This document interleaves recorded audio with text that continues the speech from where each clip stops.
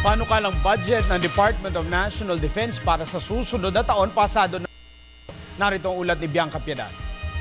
Lusot na ang panukalang budget ng Department of National Defense sa Senado matapos sumalang sa matinding pagbusisi ng mga senador sa pagpapatuloy ng budget deliberations.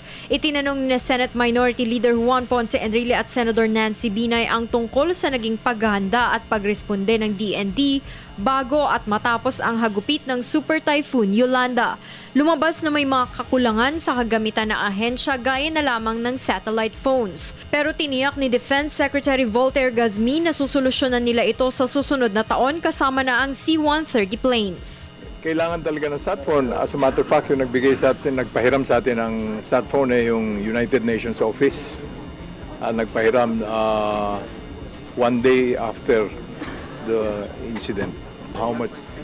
1.6 million. These are not brand new C-130s, but these are refurbished C-130s. Kasabay nito nagpasalamat si Gazmi na naipasa ang kanilang budget at nakita ang kakulangan partikular na sa Armed Forces of the Philippines at Office of Civil Defense. Gandang natalakay ito at naipakita yung kakulangan at yung mga hindi naipakitang ng ating kasundaluhan nung matapos ang bagyo sa Tacloban. Ipinaliwanag din ng kalihim na kaya hindi napigilan ang looting o nakawan matapos ang bagyo kahit may presensya na ng militar ay dahilan sa isang platoon lamang ang naroon. Dagdag pa niya, sakop din ito ng responsibilidad ng Philippine National Police.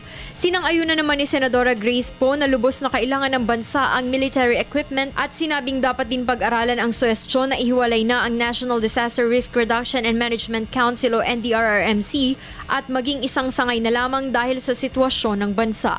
Tayo ngayon nasa typhoon belt, so hindi maiiwasan. So, alam mo ba yung budget ng military, halos kalahati ng kanilang gasolina ay napupunta sa relief efforts.